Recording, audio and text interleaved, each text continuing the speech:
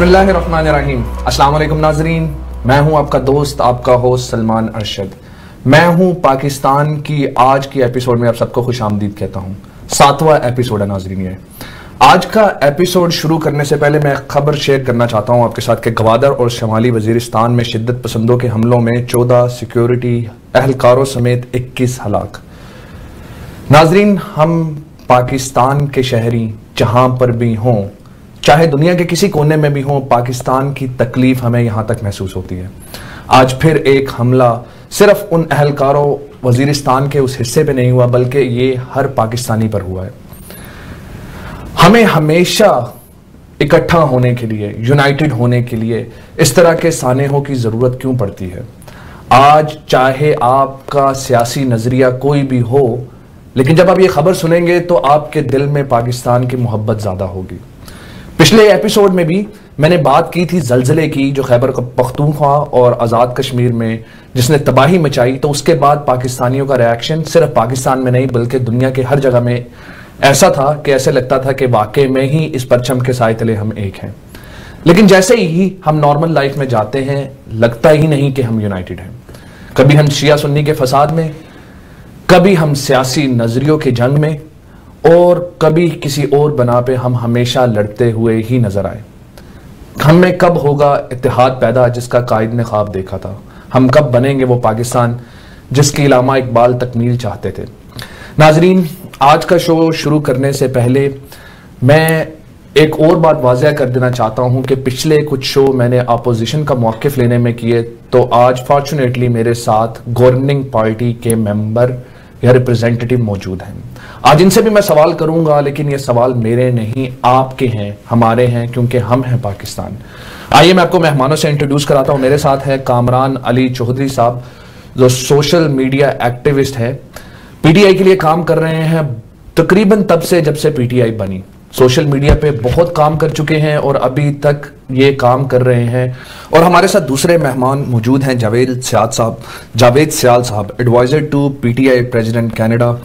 काफ़ी अरसे से ये भी पीटीआई के साथ हैं, सिर्फ पीटीआई को हट के भी ये पाकिस्तान में तब्दीली के लिए काम कर रहे हैं और इमरान खान के दरीना साथी भी हैं। जब पहली बार इमरान खान कनाडा में आए तो ये उन लोगों में से थे जिन्होंने इमरान खान को कनाडा में वेलकम किया।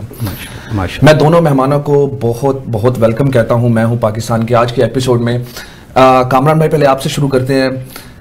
कैसा फील होता है आपको पाकिस्तान के बारे में? क्या जज्बात हैं आपके? कैसे याद करते हैं पाकिस्तान को आप? नहमदहू व नसल्ली अला रसूलिहिल करीम, अम्मा बाद फ़ाउज़ बिल्लाहि मिनश शैतानिर रजीम, बिस्मिल्लाहिर रहमानिर रहीम, इय्याका नअबुदु व इय्याका नस्तईन। मैं जनाब बदर मुनीर साहब का, कनाडा वन टीवी का और अरशद भाई का बहुत मशकूर हूँ। आपने हमें मौका दिया आज इस प्लेटफॉर्म से बात करने का। आज मैं यहाँ पे पीटीआई जो पाकिस्तान में बरसरे इक़्तिदार पार्टी है उसको रिप्रेजेंट करूँगा। मैं एक सोशल मीडिया एक्टिविस्ट हूँ और पिछले कई साल से मैं इस फील्ड में से मुंसलिक हूँ। और अल्हम्दुलिल्लाह यहाँ से बैठ कर मैं पाकिस्तान में बहुत सारे जो हमारे वज़रा हैं या जो बरसरे इक़्तिदार में जो लोग हैं उनसे मैं राब्ते में हूँ। और मेरा इस प्रोग्राम में आने का मकसद, कुछ लोगों के दिलों में बहुत सारे सवाल हैं, कुछ हमारे ओवरसीज पाकिस्तानियों की बहुत सारी परेशानियां हैं। मैं आपको यहाँ से बैठ के गाइड करूंगा कि उसको किस तरह से आप हल कर सकते हैं, अपने मसाइल को किस तरह से दूर कर सकते हैं, हम ओवरसीज पाकिस्तानी को किस तरह आगे लेके जा सकते हैं।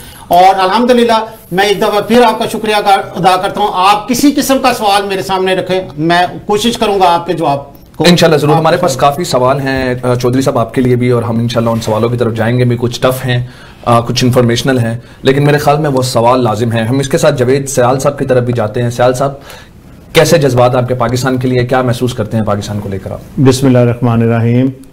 जनाब, पाकिस्तान से तो रिश्ता एक मिट्टी का रिश्ता है।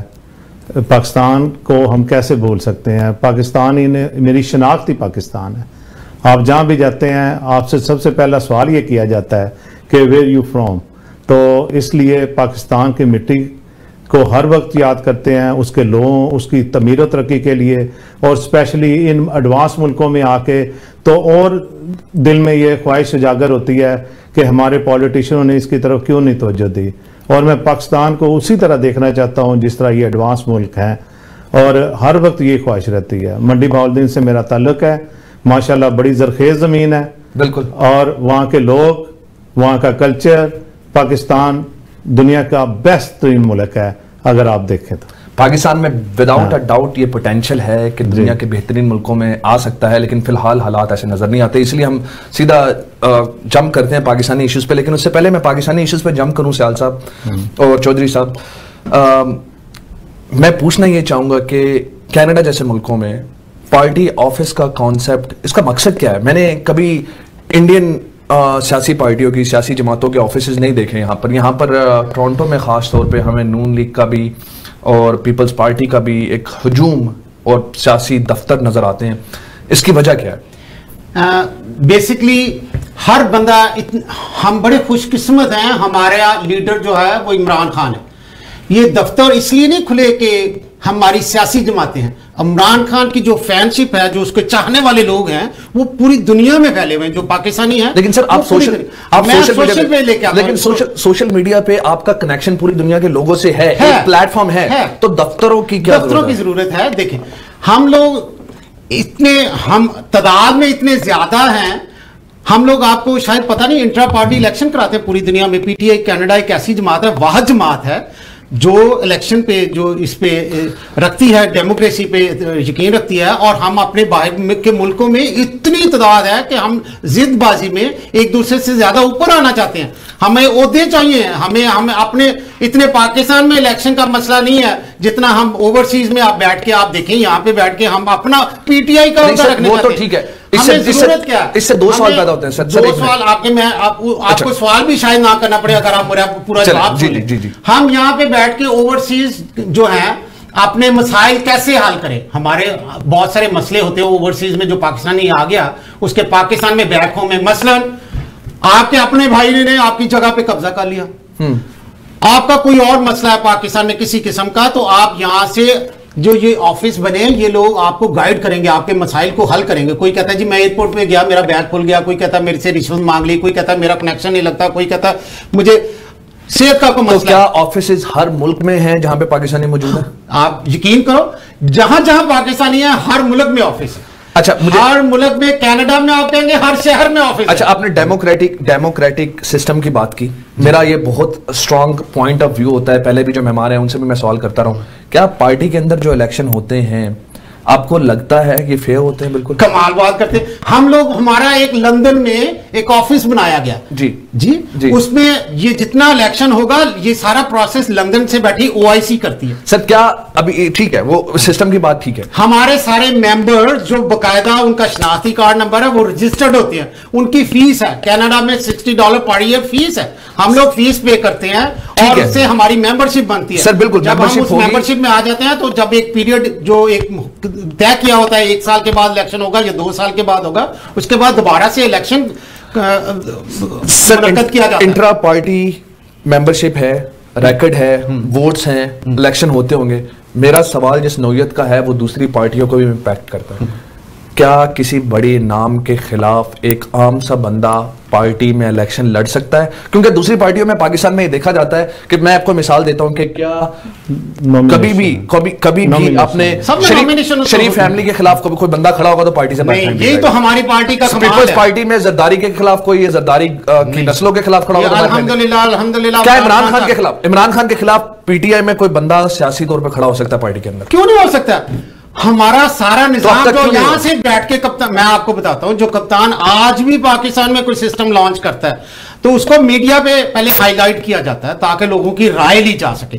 हाँ, कप्तान जो है वो लोगों की राय को बड़ा ध्यान से सुनते हैं और जो उनके दिल को अच्छी लगे उसको सुनते हैं और मानते हैं, उसकी बात को मानते हैं, इकरार करते हैं कि ये बिल्कुल ठीक जगह पे है। और तब्दीली इसी तरह आएगी ना, सबकी राय से आएगी, सारे लोग अपनी राय यहाँ से भेजते हैं, साहब सुनते हैं और उनकी बात को तस्लीम करते हैं। जवेद साहब, आपसे मेरा आप कुछ कहना चाह रहे थे, फिर मैं आपसे सवाल करता हूँ। जी, वो इसलिए कि दूसरी जितनी भी पार्टियां हैं पाकिस्तान में, जी, उनमें मारूसी सियासत चली आ रही है। आपके सामने है पीपल्स पार्टी की पूरी तारीख, ठीक है, मुस्लिम लीग की आपके सामने है, उनको लीडर ही कोई नहीं मिला, शहबाज शरीफ, हमजा और अब मरियम बीबी ने टेक ओवर किया है तहरीक चलाने के लिए। सर इमरान खान के पीछे तो कोई ऐसा नहीं है सर, ये पार्टी के एक आम वर्कर ही टेक ओवर करेगा इस पार्टी को। लेकिन हमने चले इमरान खान की तो एक नस्लें यहाँ पे मौजूद नहीं है, लेकिन हमने दूसरी तरफ एक बड़े शख्स की औलाद को, मैं सीधा सीधा नाम लूंगा, जहांगीर तरीन को उनके बेटे को टिकट देता हुआ देखा, तो क्या ये मारूसी सियासत में नहीं आता?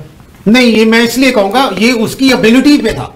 हमारे हल्के में और भी बहुत सारे लोग होंगे जो उसके उम्मीदवार हो सकते हैं। क्या उन्होंने अप्लाई किया टिकट के लिए? आप मुझे बताएं कि आपने अप्लाई किया था, आपको किसी वजह से, आप उसके कैलिबर के थे, आप उस तरह से कर रहे थे, आप सियासत में आना चाह रहे थे, आपका वोट बैंक था, आपके पास वोट बैंक भी तो होना चाहिए। आप अगर टिकट लेने के लिए उम्मीदवार है तो आपके पीछे 4 बंदे भी तो चलने चाहिए। जहांगीर तरीन ने अपने हल्के में अरबों रुपए खर्च किए। उन्होंने स्कूल, फ्री स्कूल बच्चियों के लिए फ्री स्कूल्स हैं, हॉस्पिटल्स हैं, डिस्पेंसरीज हैं। पहले तो इतना काम उन्होंने ग्राउंड पे कर चुके हैं कि अब उसके सामने लाने के लिए कोई बंदा पहले उम्मीदवार तो हो उसके मुकाबले का, तो फिर आप कहेंगे अली तरीन का। मैं अली तरीन को यहां से आपके प्लेटफॉर्म से आज बिफोर टाइम एक मशीन को ही किए देता हूं।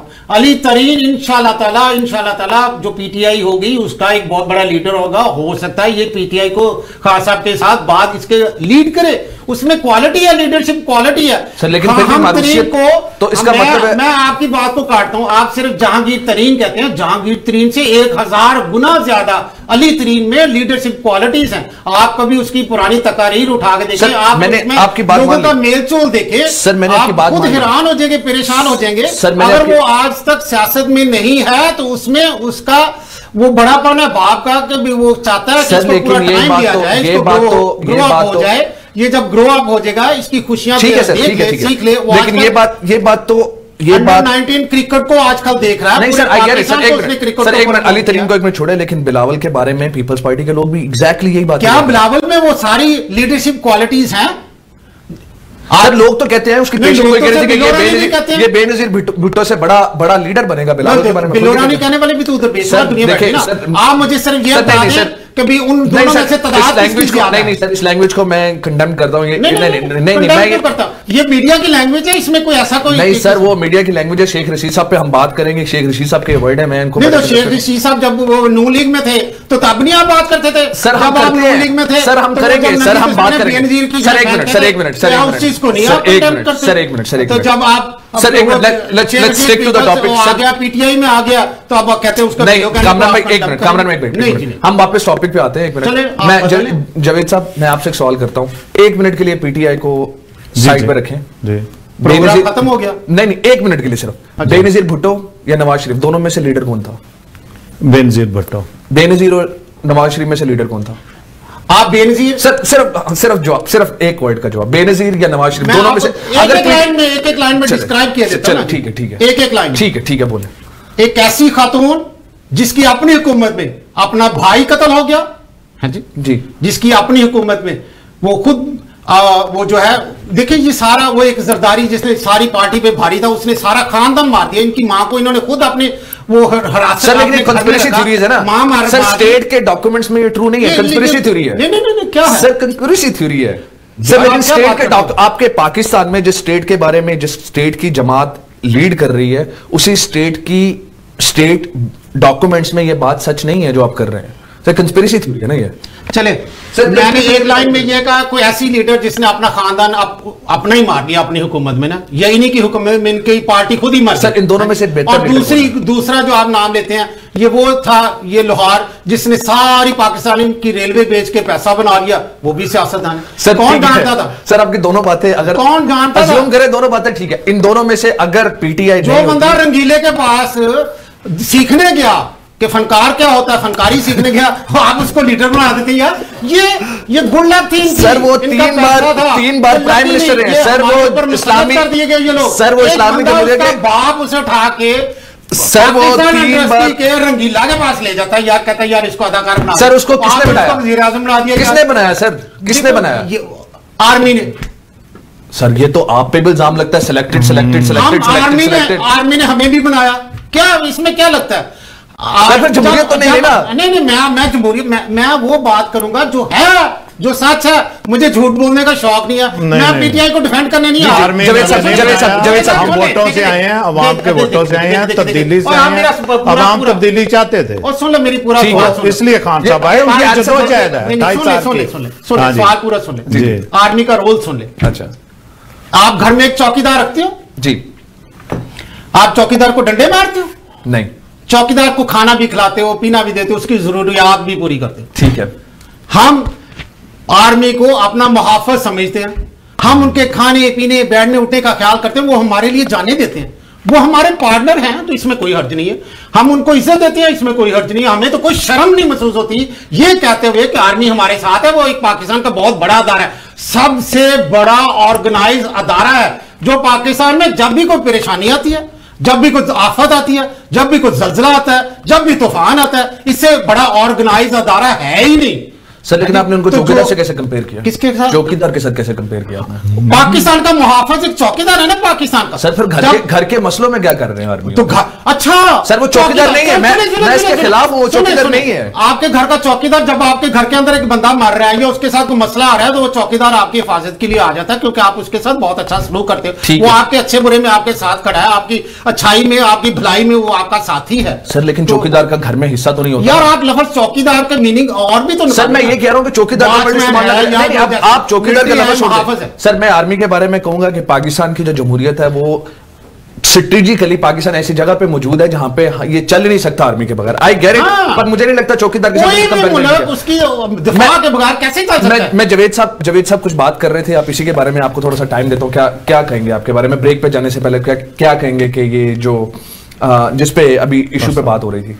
जी बेसिकली यह है कि पाकिस्तान वस्ती एशिया में जिस जगह पे मौजूद है, इन्वायरमेंट आपको पता ही है, इंडिया है हमारे साथ, अफगानिस्तान की वार हमने बर्दाश्त की है, जितने मसाइल है, इधर से ईरान है, हमारी बड़ी एक अहमियत है उस खित्ते के अंदर। तो यकीन करें पाकिस्तान के दूसरे अदारे तो तबाह हो चुके थे, सियासी भीड़ का शिकार चढ़ गए, जो भी हालात हुए। पाकिस्तान आर्मी एक ऐसा अदारा है जिसने इस मुल्क को संभाला हुआ है। उन जवानों की कुर्बानियां आप देखें ना, पॉलिटिशियनों के बच्चे तो बॉर्डरों पे जाकर नहीं, आज भी 14 शहादतें हुई हैं। हर रोज पाकिस्तान आर्मी के नौजवान अपनी जान का नजराना दे के उन्होंने इस मुल्क को बचाया। तो अगर वो मुल्क की बेहतरी के लिए इस्लाम में आते हैं या इलेक्शन में उनको कॉल किया जाता है, वो हुकूमतों के मताहत हैं। नून भी उनको बुलाती थी, पीपल्स पार्टी भी बुलाती रही है, और वही किरदार अब इमरान खान के साथ वो अदा कर रहे हैं। और हम एक उनके साथ इख्तलाफ नहीं चाहते। जिस तरह पीछे कुछ इख्तलाफात देखने में आए दूसरी हुकूमतों के, शायद उन्होंने उनको कंट्रोल करने की कोशिश की। ऑपोजिशन जो अभी है वो तो इसी को पॉलिटिकल प्रोपेगेंडा बनाकर यूज कर रही है। खैर एक चलते हैं ब्रेक की तरफ, कुछ देर बाद वापस आते हैं, यहां से कंटिन्यू करेंगे। आपने फिर शुहदा के बारे में बात की, एक शेर के साथ ब्रेक में जाना चाहूंगा। मेरे जज्बात की तफसीर है पाकीज़ा ज़मीं, मेरे जज्बात की तफसीर है पाकीज़ा ज़मीं, मेरे ईमान की तकमील है ये हुब्बे वतन। नाज़रीन चलते हैं ब्रेक की तरफ, कुछ देर बाद फिर मिलते हैं।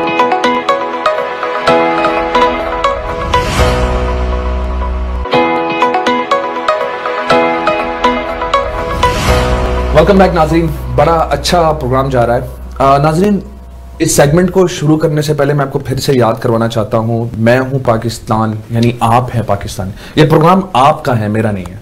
सवाल भी आपके होने चाहिए। आज यहां पर पीटीआई के रिप्रेजेंटेटिव हैं, माजी में पीपल्स पार्टी और मुस्लिम लीग नून के रिप्रेजेंटेटिव भी यहां पे मौजूद थे। सवालात वो हैं जो आप उठाते हैं, ये सवालात वो हैं जो चाहे फेसबुक हो, चाहे व्हाट्सएप हो या और कोई भी सोशल मीडिया का प्लेटफॉर्म हो, ये सवालात वहां से उठाए गए हैं जो पब्लिक या इन रिप्रेजेंटेटिव से कर रहा हूं मैं। एक अच्छी बात जो इस प्रोग्राम में बैठ के मेरे लिए करना आसान है कि मुझ पे कैमरा की रिस्ट्रिक्शंस कम हैं या ना होने के बराबर हैं, जिसकी वजह से हम बहुत खुल के वो बातें भी कर सकते हैं जो शायद पाकिस्तान में बैठे हुए लोग या पाकिस्तान का मीडिया डायरेक्ट नहीं कर सकता। और एक और जो एक्स्ट्रा फैक्टर है हमारे पास कि हमारे कोई स्टेक्स नहीं है, हम किसी पार्टी के साथ नहीं है, तो हम चाहे यहां पे कोई भी आए, हम उनसे बात करेंगे पाकिस्तान बनकर, यानी अवाम बनकर, यानी आप बनकर और मैं बनकर। वापस चलते हैं अपने रिप्रेजेंटेटिव के पास। हम बात कर रहे थे आर्मी की इन्वॉल्वमेंट की पॉलिटिक्स में। जावेद साहब आप इस पे कुछ बात करेंगे, लेकिन इससे पहले मैं आपको याद करा दूं, कुछ दिन पहले ही, कुछ हफ्ते पहले ही शेख रशीद साहब ने भी ये कहा था कि बल्तिस्तान वजीरिस्तान में आर्मी ने प्राइम मिनिस्टर को नहीं बुलाया। मैंने इसको अपने शो में कंडेम किया था। क्या कहेंगे इसके बारे में कि क्या आर्मी इतनी स्ट्रांग है, इतना बड़ा होल्ड आर्मी का कि वो सिटिंग प्राइम मिनिस्टर को एक जगह पे नहीं बुला रही? क्या वो कर सकते हैं ये जमहूरी तौर पर? जी, सबसे पहले तो ये आप मुझे ये बताएं कि इससे पहले जितनी भी गवर्नमेंट्स आई हैं पाकिस्तान में लियाकत अली के बाद, खान के बाद, हुकूमत के ऊपर इल्ज़ाम नहीं लगा कि वो आर्मी की मदद के बगैर आई है। हर एक के ऊपर ये इल्ज़ाम लगाया गया कि जी इसके इनके पीछे आर्मी है, क्योंकि आर्मी कुछ लोग कहते हैं 71 का इलेक्शन काफी मजबूत अदारा है जी, उसके अंदर भी जो कुछ हुआ आपको पता ही है, उसके बाद जो हालात वाकयात बने, तो इसलिए मेरा भाई ये तो बहुत आसान है कहना कि जी खान साहब आर्मी की सीढ़ी पे चढ़ के हैं, मगर उनकी जद्दोजहद जिस तरह मैं बता चुका हूँ देखें। और पीपल्स पार्टी और नून का 3 दफा वजीर आजम बन चुके थे मियाँ साहब, नहीं डिलीवर कर पाए तो लोगों के पास चॉइस को नहीं थी। तो क्या क्या तो वो आए, और जो शेख रशीद के बयान की आप बात कर रहे हैं, वो शेख रशीद एक सियासी आदमी है, ठीक है, वो सियासी बयान देते रहते हैं। और आर्मी और वजीर आजम जो है इमरान खान, वो कोई डिक्टेशन लेकर नहीं चल रहे आर्मी से। इमरान खान अपने फैसले खुद करता है, ठीक है, वो रहनुमाई ले सकते हैं, उनके मामलीन खसूसी हैं, कोऑर्डिनेट कर सकते हैं, पाकिस्तान आर्मी को बुलाते हैं, जिस तरह ये सी पैक का मनसूबा है इसके अंदर, क्योंकि वो पाकिस्तान आर्मी एक अदारा है, ये आप मुल्क के पाकिस्तान के लिए छोटी में उसका एक किरदार है, आपको पता ही है। खैर चलते हैं अगले टॉपिक की तरफ। सर अगला मेरा सवाल आपसे जो है वो है कि 2 साल में क्या किया आपकी गवर्नमेंट ने ऐसा जो वाकई में ही काबिल तारीफ हो? क्योंकि लोग तो खुल के सवाल कर रहे हैं, जीडी पे भी सवाल करेंगे, शुगर केसेस, शुगर का आपने सुना है, आटे का सुना है, शॉर्टेज का सुना है, महंगाई का सुना है, कितने सवाल आता है इस पे 2 साल में? फिर इन पे भी बात करते हैं, लेकिन पहले बताएं 2 साल में क्या किया आपकी गवर्नमेंट ने? जी 2 साल में जो हमारा, अगर पिछले जो 5 साल का जो केपीके का हमारा दौर था उसको भी मिला लूँ साथ, तो उसमें मेन जो था जिसपे मैं बड़ा खुश हूँ, जो हमारा था प्रोग्राम जिसमें हमने बिलियन ट्री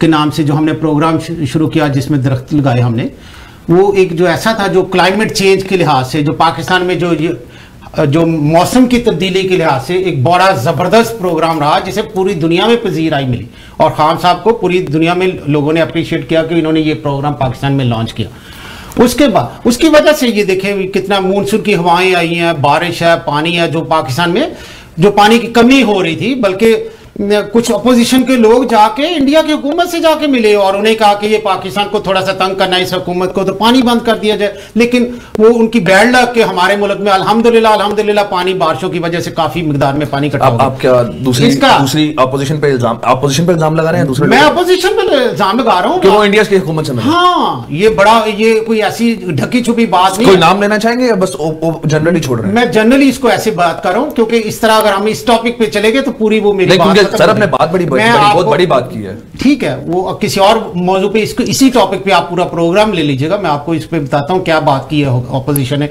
पाकिस्तान को तंग करने के लिए, इस हुकूमत को तंग कर लेने के लिए ऑपोजिशन क्या क्या किरदार अदा तो इस वक्त कर रही। आप ये कह रहे हैं कि ऑपोजिशन को अपने मफाद के लिए पाकिस्तान का नुकसान करना पड़े तो वो करेंगे? यार वो पाकिस्तान को बेचने को तैयार हो गए। क्या आप बात करते हैं? ये आप जब बार बार आर्मी की बात करते हैं कि आर्मी क्यों आ रही है अंदर, आर्मी सिर्फ अपने मुल्क को बचाना चाह रही है। उन्होंने देख ली ये दोनों हुकूमतें ये चोर है। क्या आप इनडायरेक्टली उनको गद्दार कह रहे हैं? वो गद्दारी है।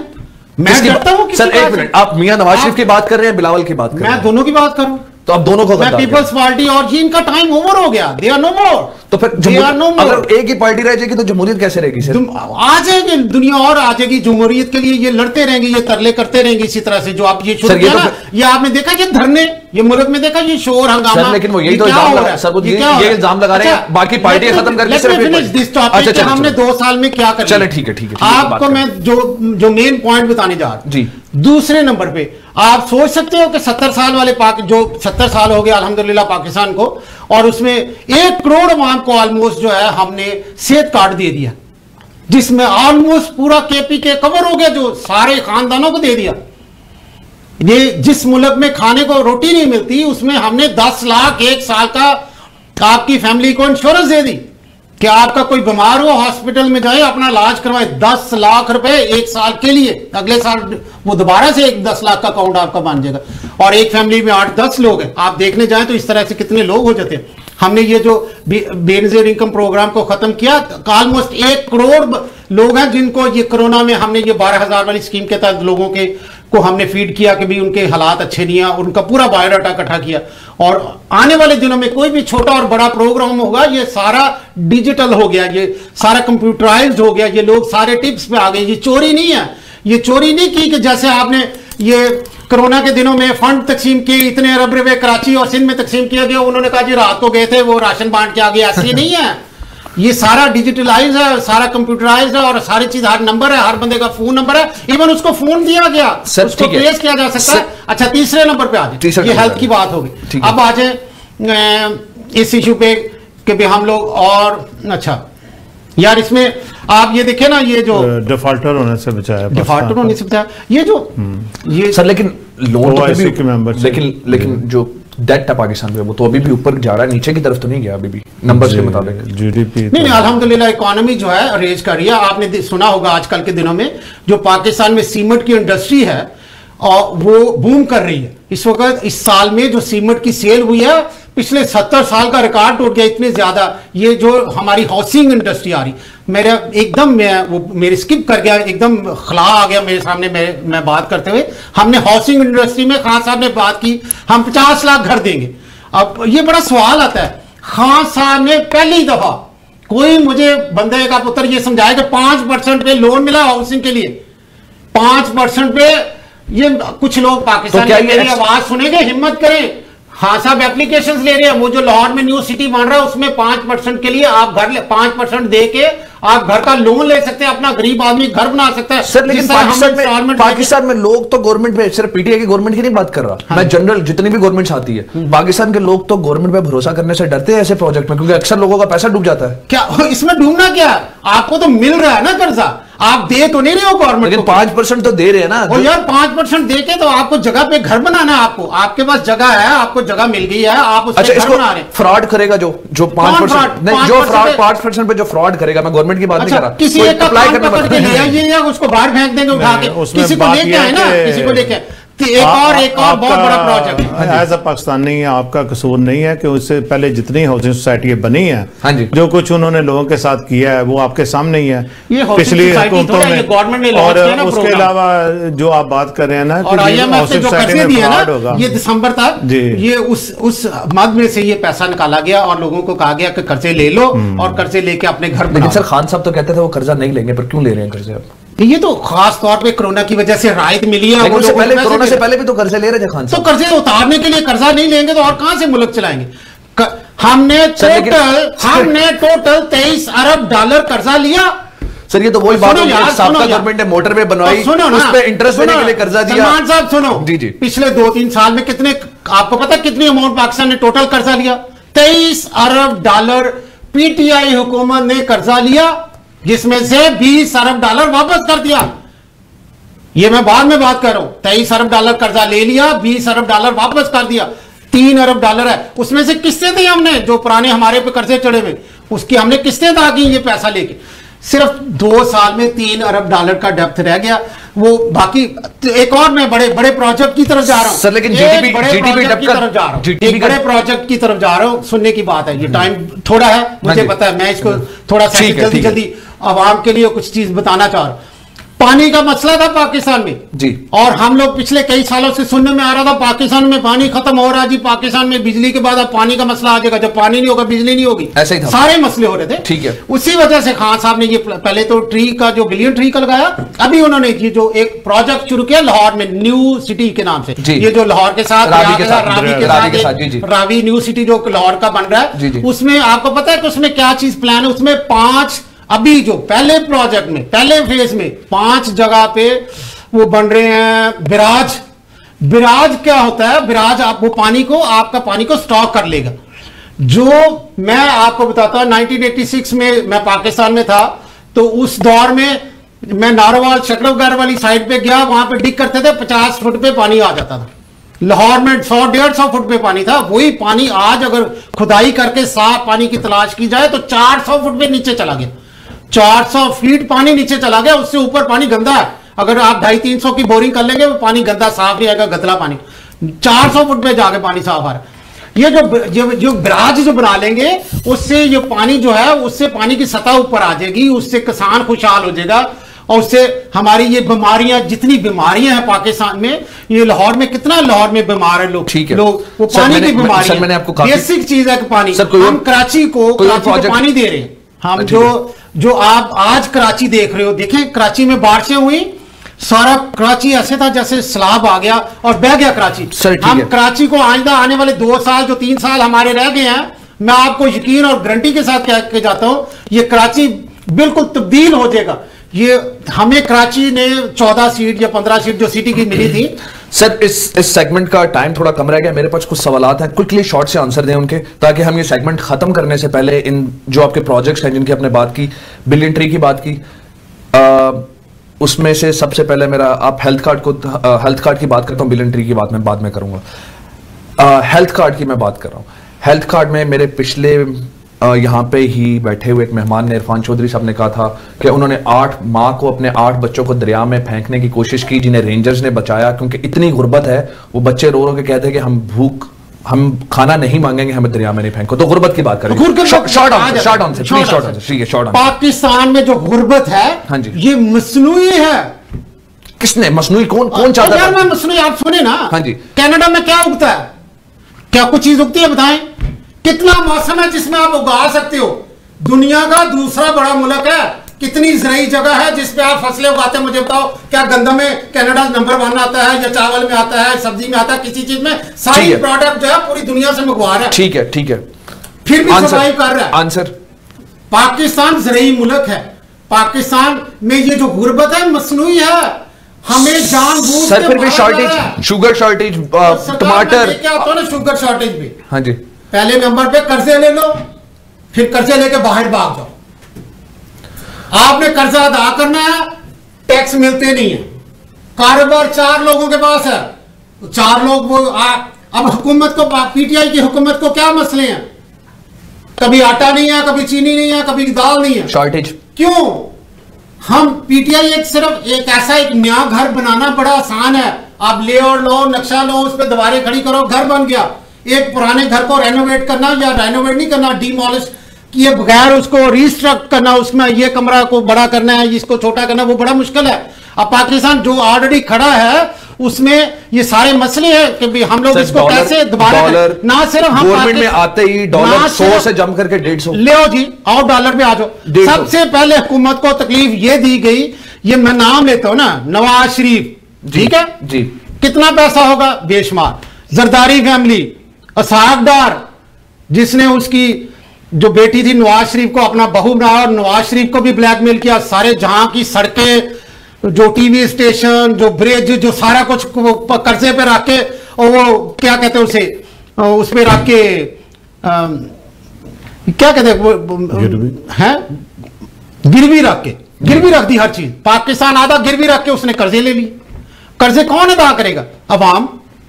अवाम कैसे अदा करेगी? हम जो अवाम को सहूलत देने के लिए पैसे टैक्स से इकट्ठे करें, जिससे हमने अवाम को सहूलत देनी है, वो तो हम कर्जे दे किस्तें दे जा रहे हैं। अवाम को कैसे? मैं इसलिए कहता हूं ये मसनूई है। आप एक दफा कर्जे को खत्म करके देखो, वो जितनी किस्तें जा रही वो गरीबों को दे दो, ठीक है। वो अच्छा, ये मेरी बात पूरी नहीं हुई अभी, ठीक है। वो देखे वो सहागदार, वो टाइम की शॉर्टेज है, टाइम की शॉर्टेज है। देखिए हमें सवाल हो रहा है, इन्होंने मार्केट से डॉलर उठा लिया, ठीक है। वो करते क्या था डार साहब ने डॉलर को एक जगह पे मेंटेन कर लिया, जी 100 पे रहेगा, 100 पे रहेगा। वो 100 पे किस तरह रख रहे थे? कर्जे नहीं जा रहे थे, और कर्जे भी पाकिस्तान को नहीं वहां पे लग रहे। ठीक है सर, आई गेट इट। वो डॉलर को मसनूई तौर पे अंदर डाल देते, मार्केट के अंदर फेंक रहे थे। जैसे वो हुकूमत बदली, वो शूट अप कर गया, और उससे हुकूमत के लिए हमारे पास टाइम बहुत थोड़ा, इसलिए शॉर्ट आंसर। बिलियन ट्री की बात की, वो तब से शुरू हुआ केपीके के टाइम से, लेकिन बीआईटी भी तो तब से शुरू हुई। बीआईटी का मंसूबा में बात क्यों नहीं की उसकी? बीआरटी हमारे वेरी गुड, लेकिन वो बहुत बुरी हालत में उसमें हो सकता है बहुत सारी कुताहियां हो, जिसपे अभी भी लोग काम कर रहे हैं। और हुकूमत इमरान खान के लिए ये कोई परेशानी नहीं कि ये मेरा सका भाई है, ये गरीब है, जो गलत है उसको आप नॉमिनेट करें, हम उधर से उसको अभी यहां से उठा के परे फेंकते, अपनी टीम से निकालने के लिए तैयार है। हमने आमर कानी था, उस पर इल्जाम था, हमने निकाल दिया। हमारे पास वो जो थे, जो जंगलात वाले वजीर थे, क्या नाम था जी उनका? जिस पे भी था, ठीक है सर। नेक्स्ट क्वेश्चन, क्योंकि टाइम थोड़ा है। 1 करोड़ नौकरियों की भी बात हुई थी, 50 लाख घर की अपने बात की, 9,70,000 लोग, जुल्फी बुखारी साहब अगले दिन बैठे हुए लाइन थे, 9,70,000 लोग पिछले 2 साल में बाहर आए, उन्होंने नौकरियां लेके भेजी बाहर। जो 9,70,000 है, एक बंदा को 2-4 लोगों को अगर सर, पर इमरान खान साहब इलेक्शन से पहले कहते थे कि बाहर से लोग पाकिस्तान आएंगे। बाहर से लोग गए ना, खान साहब के राइट और लेफ्ट में जो है लोग बाहर से जा रहे हैं, अंदर बैठे कितना तजर्बा रखते हैं, लेकिन एतराज पे खिलाफ करते हैं ना। एतराज वो तो बेवकूफी है ना, आप सारे पटवारी बन जाओ तो फिर एतराज तो होगा ना। अब एतराज तो ये पढ़ा लिखा बंदा मेरे लिए सीट पे बैठना बड़ा मुश्किल है सर। वो आते हैं तो मुझे पीटीआई का कहते हैं, पीटीआई वाले से सवाल करो तो मुस्लिम लीग वाला बना देते हैं। के ऊपर तो कोई नहीं, मैं कह रहा हूं ना। अच्छा चलो ठीक है। सारे पटवारी बन के सवाल करेंगे तो इस तरह से तरक्की नहीं होगी। तरक्की करने के लिए आपको आंखें खोलना पड़ेगी, आपको देखना पड़ेगा कि कौन सा बंदा समझदार है, किसको किस ओहदे पे होना चाहिए। यहाँ पे अगर कोई वजीर लगता है रेलवे का तो उसको रेलवे का पता होना चाहिए। यहाँ पे अगर कोई इलेक्ट्रिसिटी में वजीर जाता है तो पढ़ा लिखा लोग होता है, वो उनकी तरह नहीं होता जो। ठीक है सर, आखिरी सवाल ब्रेक पर जाने से पहले very quickly short answer. Karachi तकरीबन 70% टैक्स देता है, एग्जैक्टली नहीं 70% जी। तो इतनी बुरी हालत कराची की जी, क्या किया गवर्नमेंट ने अब तक कराची के लिए?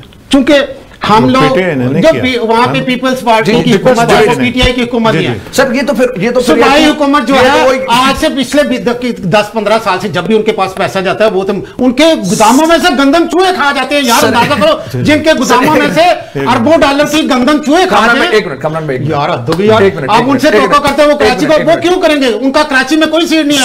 मैं मानता हूं कराची का बेड़ा गर्क कर दिया उन्होंने। सर मैं मानता हूं कराची सिंध में आता है। कोई अभी खास साहब ने एक नई टीम खड़ी कर दी जिसमें से एमकेएम ले लिया, उन्होंने पीपल्स पार्टी ले ली, उन्होंने खुद कामरान भाई एक मिनट ब्रेक का टाइम हो रहा है। कराची सिंध में आता है लेकिन वफाक पाकिस्तान का यार 2 साल अभी हो गया ना। वफाक में भी कराची आपको गारंटी करता हूं अगले 2 साल में काम ही कराची पे होगा। कराची पे काम हो रहा है, कराची बिल्कुल नया। चलते हैं ब्रेक की तरफ, आते हैं कुछ देर बाद, फिर कंटिन्यू रखेंगे इसको यहाँ पे।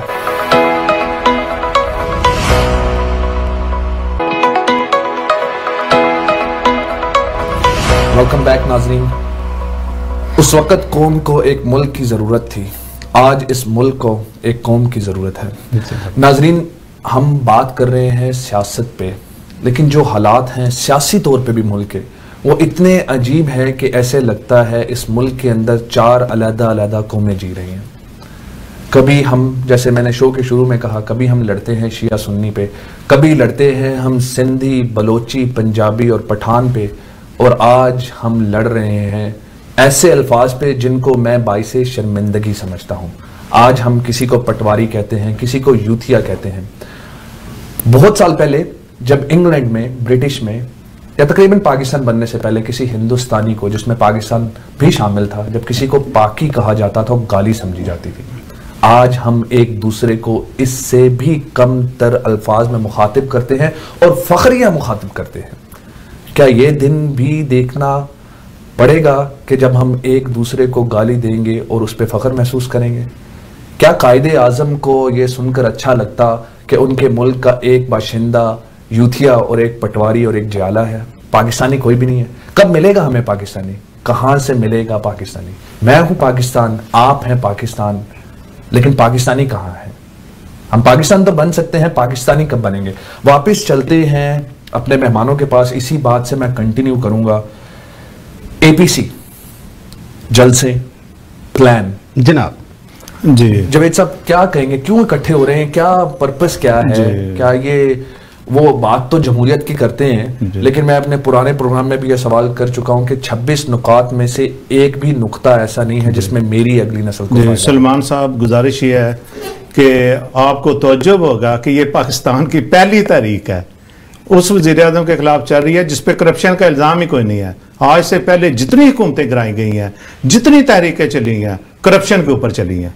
अच्छा। आप पूरी उठा के देख लें पाकिस्तान की हिस्ट्री, और ये वाहिद तरीक है कि करप्ट लोग एक वज़ीर आज़म के खिलाफ तहरीक चला रहे हैं, और अब जब इनको कुछ नहीं मिला तो अब उसको महंगाई का नाम दे दिया गया। सर महंगाई तो बिल्कुल महंगाई है, मैं एग्री करता हूं आपकी बात से। पाकिस्तान में महंगाई हुई है, क्यों हुई है कि पाकिस्तान में जिस तरह से पहले कर्जों के लिए गए हैं गैर मुल्कों से, उसको देखें, डॉलर की प्राइस को आप देखें, डॉलर तो ऊपर जाना था, डॉलर ऊपर जाने से हर चीज की प्राइस में फर्क पड़ जाता है। तो आगे मसनूई तौर पर भी इन्होंने कंट्रोल किया मनी लॉन्ड्रिंग के चक्कर में, और लोगों को रिलीफ दिया कि लोग बोले ना। सर लेकिन मनी लॉन्ड्रिंग की भी बात करते हैं तो ये जो एपीसी है बिल्कुल सुना मैं मनी लॉन्ड्रिंग की भी बात करते हैं, बिल भी पास हुआ, मगर लेकिन वो तो ये कहते हैं इंतकाम है, उनका हक बनता है, लेकिन वो इंतकाम कह रहे हैं। हाँ जी, एपीसी को उनका हक बनता है। क्या ये वाकई में क्या इंतकाम है? क्या पीटीआई इंतकाम ले रही है? नहीं, क्या पीटीआई चाहती है कि हमारे अलावा कोई पार्टी नहीं रहे? नहीं, सारी ऐसे नहीं, पीटीआई इस पे बिलीव ही नहीं करती, उनको जलसे की इजाजत है। खान साहब खुद धरने दे के सारे मसले के बाद यहां तक पहुंचे। तो क्या हम किसी का रास्ता नहीं रोक रहे? क्या जना स्टेडियम में इजाजत दे दी गई पिछले हफ्ते उनको जलसा देने? बिल्कुल इजाजत है उनको। तो वो जीटी रोड, इसलिए वो जना स्टेडियम हुकूमत की मर्जी का जीटी रोड पे नहीं गया। आपकी इंफॉर्मेशन नहीं, उन्होंने कहा था ऑफर देते। नहीं, और आपकी इंफॉर्मेशन ठीक नहीं है। आप ये बताएं, ग्राउंड में जलसा हो रहा है, स्टेडियम में हुकूमत की मर्जी के बगैर पाकिस्तान में जलसा नहीं हो सकता। ठीक है, हाँ, ये कोई पार्टी की हुकूमत नहीं है जो मोचे दरवाजे में पानी छोड़ देगी जलसा का। ये 10,000 का जो कुछ मोटरवे पे नूर करती रही है शेलिंग, और जिस तरह लोग आंसू गैस, खान साहब ने उनको फ्री हैंड दिया, बकायदा बता दिया पुरानी तकरीर में कुछ बातें होती हैं जो खान साहब की भी, जिसमें थोड़ी सी हर बंदा परफेक्ट नहीं होता। खान साहब ने कहा था 5,000 लोग भी मेरे खिलाफ इकट्ठे हो गए तो मैं इस्तीफा दे दूंगा। ये सियासी बातें होती हैं, आपको कोई ऐसी बात नहीं इसमें। मैं बताता हूं, मेरे पास ना 5,000 रुपए तो नहीं देंगे खान साहब। मैं तो बयानी वाले ना करता था। अब ये टाइम है अपोजिशन के पास, क्योंकि अपोजिशन का तो अब नाम ले भी कोई नहीं है ना उधर पाकिस्तान में, और अभी 2 साल हुए हैं हुकूमत को। सर ये खान साहब को मौका तो दें 5 साल का। शाहिद मसूद के मुताबिक आप 3 बारियां ले चुके हैं, 3 बारियां ले चुकी हैं, अभी तो एक बारी भी नहीं ली उन्होंने। डॉक्टर शाहिद मसूद के मुताबिक, और मैं इस फिगर से एग्री नहीं करता, उनके मुताबिक 35,000 स्टूडेंट है सिर्फ मौलाना फजलुर रहमान का गुजरावाला में। जी बिल्कुल है। हो क्यों रहा है? मुझे इसलिए कर रहे हैं ना मदरसों की। मैं एक शेर से ना, ये आप मनी लॉन्ड्रिंग पे जो बातें कर रहे हैं, मैंने एक जबरदस्त सा शेर है, मैं अपने हाज़रीन और नाज़रीन जो है उनको सुनाना चाहता हूँ। जिंदा तो जिंदा, मुर्दा भी न छोड़े हमने। हाँ जी, अच्छा, जिंदा तो जिंदा, मुर्दा भी न छोड़े हमने, बहरे मनी लॉन्ड्रिंग में दौड़ा दिए घोड़े हमने। ये क्यों हो रहा है ये जलसा? ये जलसे और जुलूस क्यों, ये एपीसी क्यों बनाने की जरूरत पड़ेगी? ये जो एंटी मनी लॉन्ड्रिंग बिल जो मंजूर हुआ है 2020 का, इसमें ये सारे करप्ट जो लोग हैं जिन पे लॉन्ड्रिंग के केस हैं, ये सारे फंस गए। ये एनआरओ लेने के लिए हुकूमत को ब्लैकमेल करने की कोशिश कर रहे हैं, इससे कुछ नहीं होने वाला।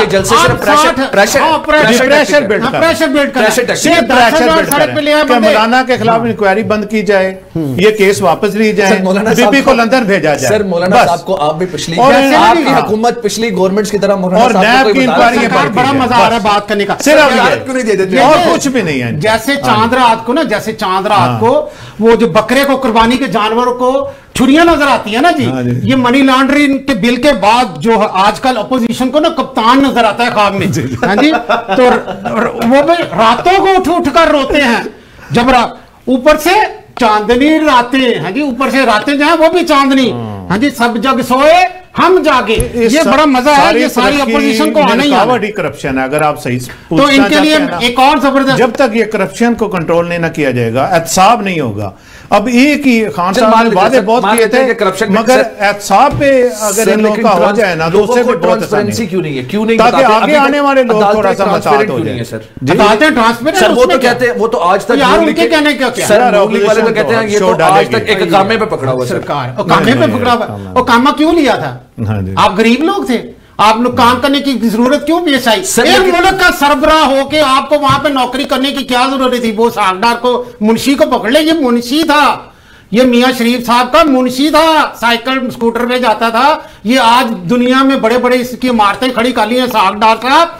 ये पैसा आवाम का वापस आना है, ये सारे पैसे वापस आ जाएंगे। आप देखें, पाकिस्तान की तारीख में पहली दफा होने वाला है जो ये पेट फाड़ के कहते थे हम लेके आएंगे, हम दिखाएंगे कैसे पेट फाड़ के पैसे वापस। इतने बड़े बोल नहीं बोलने चाहिए। शहबाज शरीफ ने भी बोला था कि घसीटेंगे। आप जिनको जाके खुद के सलाम करते हैं, सर इतने बड़े बोल नहीं बोलने चाहिए। ना ये मैं एक और शेर, सरकार एक और शेर सुना। तू शाही नहीं जो कर सके बसेरा पहाड़ों की चट्टानों पर, तुम पटवारी और जाले हो, गुजारा करो एक प्लेट बिरयानी पर। सर मैंने ये सेगमेंट शुरू करने से पहले कहा था कि ये बड़े सर गलत अल्फाज, सर अल्फाज गलत है। सर मैं अपने शो पे कंडेम करता हूं। यार पाकिस्तानी भूखे मर के सर, पाकिस्तानी सर रोटी नहीं लोगों के पास खाने पे, औरतें जिस्म फरोशी करने पे मजबूर हो गई। सर वो इल्जाम आप पे लगा रहे हैं सर, आपकी गवर्नमेंट है। औरतें वो पीटीआई की वजह से औरतें मजबूर हो गई।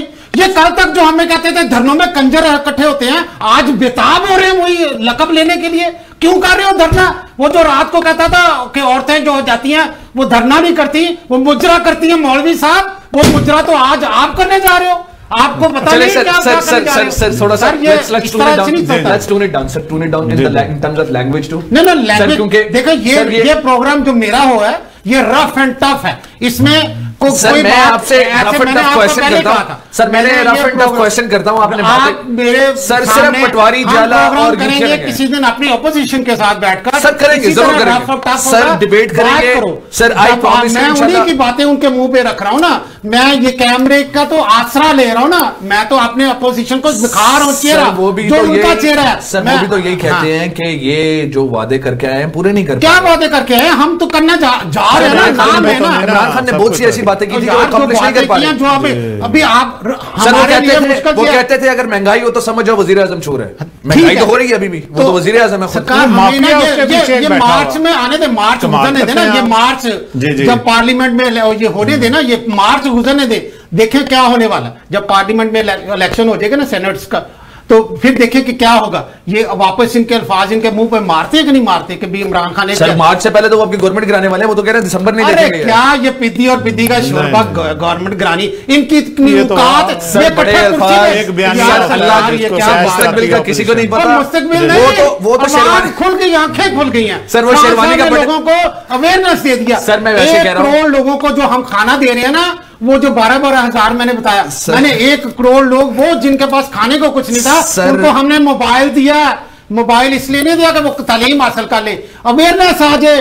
हो क्या रहा है उनके साथ? ये जो वडेरादारी चल रही थी ना, ये खत्म होने जा रही है सर। वडेरादारी मान लिया सर, अल्हम्दुलिल्लाह, मैं इस पे बड़ा खुश हूंगा। लेकिन सर अभी इसी बात, अब 2 मिनट मेरी बात सुने सर।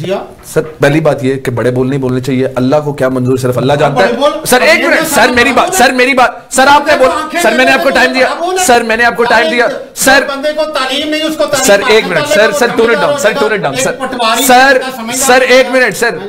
उन्होंने कहा था हम बटन नहीं देंगे, आज वो बंदा पार्लियामेंट में बैठा है। आप कह रहे हैं हम ये कर देंगे, मैं कह रहा हूं बड़े बोल नहीं बोले। दूसरी बात ये सर, हम चोरी कर रहे, हम किसी का हक मार रहे, हम किसी का ज्यादती कर रहे, आप कहते हैं हम बड़े बोल रहे। हम तो उनकी आंखें खोल रहे हैं भाई। हम तो, मैं चाहता हूं मेरे से कुछ सीख ले, मेरे से वो कोई ऐसा बंदा जिसको पता नहीं, जिसके मुंह में जबान है, बोले अपने हक के लिए। हम क्यों पटवारी कहते हैं? इसलिए कहते हैं कि वो शऊर इस्तेमाल नहीं कर रहे हमारे। सर आप गलत कहते हैं, जो भी रीजन आप गलत कह रहे हैं, वो पाकिस्तानी है।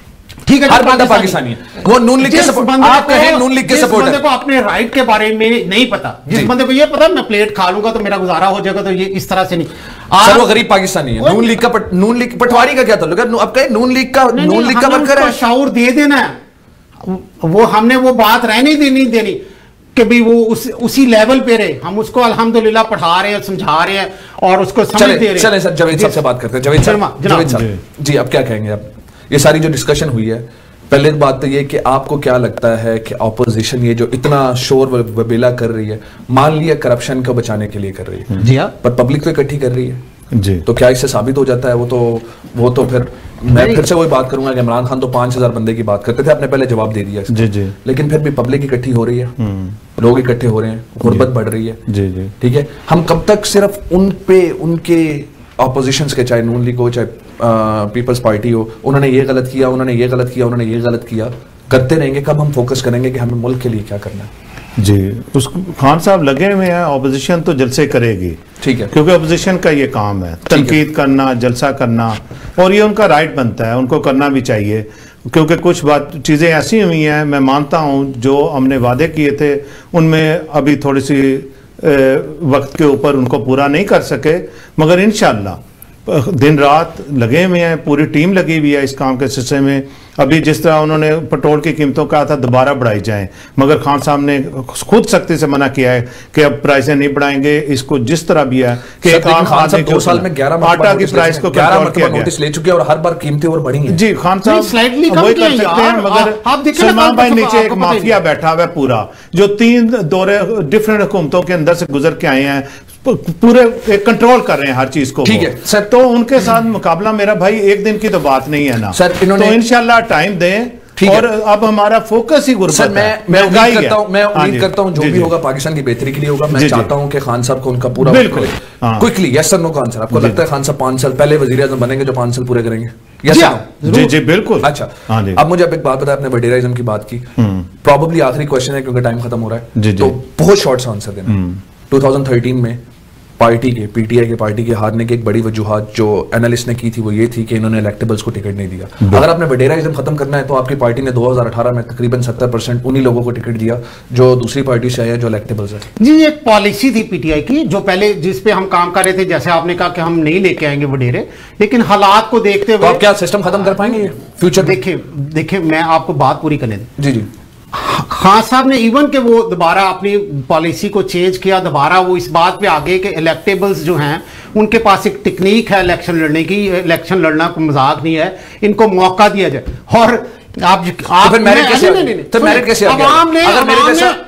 मुस्तरद कर दिया यार, सुन लेना। ठीक है, खान साहब ने बेशक पॉलिसी चेंज की।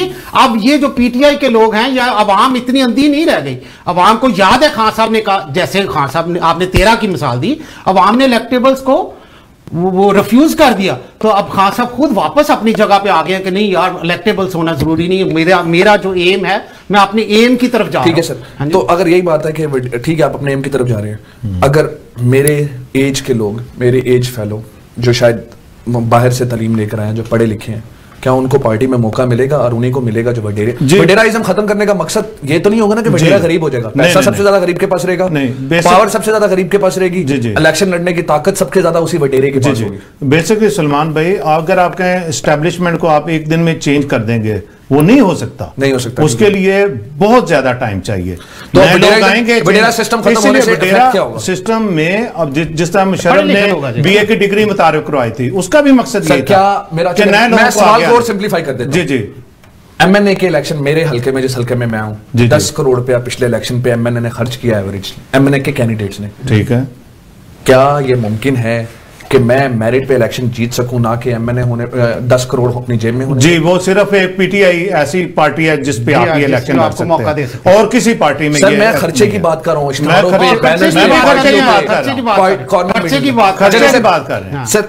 पीटीआई ही मौका देगी नए लोगों को। आप असेंबली उठा के देखने कितने ज्यादा नौजवान आए हैं, और एक मिडिल क्लास भी आ गया। बहुत अच्छा शो हुआ है, जी जी, बहुत अच्छी डिस्कशन हुई है, लेकिन मेरे शो का टाइम खत्म हो गया। मेरे ख्याल में मैं टाइम से ऊपर भी जा चुका हूं। मैं क्विकली आपको 1 मिनट दूंगा, आप पब्लिक को कोई मैसेज देना चाहें, फिर मैं आपको 1 मिनट दूंगा, फिर हम इंशाल्लाह इसको कंक्लूड करते हैं।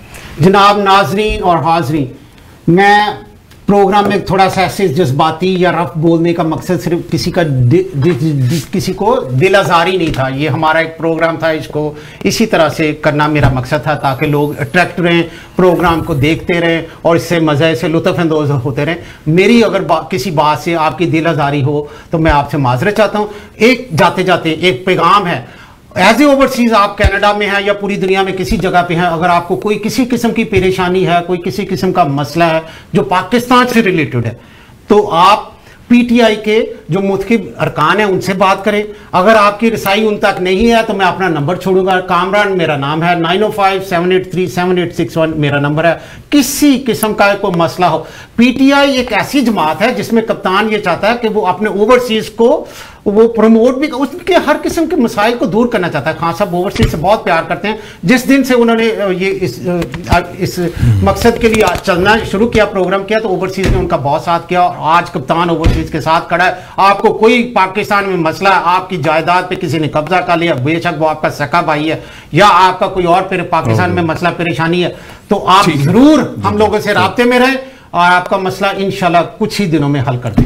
बहुत शुक्रिया कामरान अली चौधरी साहब, बहुत अच्छा लगा आपसे बात करके। जावेद साहब, आप कुछ मैसेज देना चाहेंगे पब्लिक को? जी, मैं यही कहना चाहता हूं कि पाकिस्तान के अवाम एक बाशऊर कौम है और पाकिस्तान की तरक्की के लिए आप बिल्कुल इन चीज़ों को मद्देनज़र रखते हुए खान साहब को मौका दें, उनकी पॉलिसियों को देखें।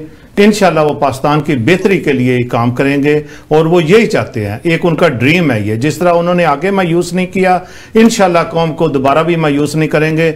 मगर अभी बहुत कम टाइम हुआ है, इसलिए तमाम चीज़ों को नज़रअंदाज रख के खान साहब को मौका दिया जाए, इस हुकूमत को मौका दिया जाए, इसको 5 साल पूरे करने दिए जाएँ। उसके बाद आप जो फैसला करेंगे हमें कबूल होगा। क्योंकि आखिर में अवाम का ही फैसला है, जो अवाम जो फैसला करेगी हर एक को वो कबूल करना पड़ेगा। ठीक है, पाकिस्तान जिंदाबाद। मैं आप दोनों नाजरीन का बहुत शुक्रिया अदा करता हूँ। बहुत अच्छा लगा आपसे बात करके। मैं इस बात की हद तक मुत्तफिक हूँ कि जो गवर्नमेंट आती है इलेक्शन के बाद, जिस पे पाकिस्तान की गवर्नमेंट का बहुत खर्चा होता है, ये इलेक्शन को अपना टेनवर, इलेक्शन के रिजल्ट को अपना टेनवर पूरा करने देना चाहिए। पाकिस्तान की तारीख में मैं इस बात से भी आपसे एग्री करता हूँ कि तारीख में शायद ही कोई एक आधी गवर्नमेंट ऐसी हो जो बिल्कुल साफ शफाफ इलेक्शन के बाद आई हो। तो किसी एक गवर्नमेंट को या किसी एक लीडर को सिलेक्टेड का लेबल दे देना या किसी एक लीडर को ये कह देना कि उसे आर्मी लेके आई है, ये बात भी दुरुस्त नहीं है। एनीवेज, बहुत शुक्रिया आप लोगों का। बहुत अच्छा लगा आपसे बात करके। कामरान भाई, आपकी एनर्जी बहुत अच्छी है। सलमान भाई, आपका बहुत शुक्रिया। ये जो कनाडा वन टीवी है, इसका बहुत शुक्रिया। मैं समझता हूं आप सिर्फ इसको एज ए बिजनेस नहीं कर रहे, आप कम्युनिटी की हेल्प कर रहे हो। जी बिल्कुल। अल्लाह पाक आपको इस मकसद में और कामयाब करे और हमारी कम्युनिटी की आप आवाज हैं, आप उनकी आवाज को आगे लेके आते हैं, उन लोगों को आगे प्लेटफॉर्म फ्राहम करते हैं। अल्लाह पाक आपको इसका अजर दे। आमीन। नाजरीन, मैं हूं पाकिस्तान, आप हैं पाकिस्तान। मैं वही पाकिस्तान हूं जहां पे कोई एक गवर्नमेंट या कोई एक वजीर आजम अपने 5 साल पूरे नहीं कर सका। मैं वही पाकिस्तान हूं जिस पे 4 मार्शल लॉ लग चुके हैं। मैं वही पाकिस्तान हूं जिसकी आर्मी को बार बार जमहूरियत को इंटरफेयर करने का ब्लेम किया जाता है। मैं वही पाकिस्तान हूं जो इकबाल का ख्वाब था, कायद की तकमील थी, लेकिन गुर्बत आज भी बढ़ रही है। मैं वही पाकिस्तान हूं जहां पर कुछ इलाके ऐसे भी हैं जिसको पता भी नहीं है कि मैं हूं भी या नहीं। ये नेगेटिव साइड है, लेकिन पाकिस्तान की पॉजिटिव साइड है, वो लोगों को दिखाना हमारा फर्ज है। मैं पाकिस्तान हूँ, मैं इंतहाई खूबसूरत हूँ। मैं वो पाकिस्तान हूँ जहाँ पे किसी मौसम की कोई कमी नहीं। मैं वो पाकिस्तान हूँ जहाँ पे लोग एम्पैथी सबसे ज़्यादा रखते हैं। मैं वो पाकिस्तान हूँ जहाँ पे लोग एक दूसरे की मदद करते हैं। मैं वो पाकिस्तान हूँ जहाँ पे अपने पड़ोसी को अपने रिश्तेदारों से ज़्यादा अजीज समझा जाता है। मैं वो पाकिस्तान हूँ जो अपने बच्चों के मुस्तकबिल के लिए अपनी सारी ज़िंदगी काम करने में लगा देते हैं और उफ तक नहीं करते। मैं वो पाकिस्तान हूँ जहाँ के बच्चे अपने वालिदैन की इज्जत तब तक करते हैं जब तक वो कर सकते हैं और उनकी खिदमत में मसरूफ़ रहते हैं। मैं हूँ पाकिस्तान, मैं हूँ पाकिस्तान, आप हैं पाकिस्तान, और मैं चाहता हूँ कि आप हमेशा ऐसे ही पाकिस्तान को रखें। हम पाकिस्तान की नेगेटिव साइड पे अक्सर बात करते हैं, लेकिन पॉजिटिव साइड को भी हमेशा फोकस करना चाहिए, इसे भी बताना चाहिए। वतन के जानिसार हैं, वतन के काम आएंगे। वतन के जानिसार हैं, वतन के काम आएंगे। हम इस जमीन को एक रोज आसमां बनाएंगे। पाकिस्तान जिंदाबाद। शुक्रिया, अस्सलाम वालेकुम। बहुत शुक्रिया जी।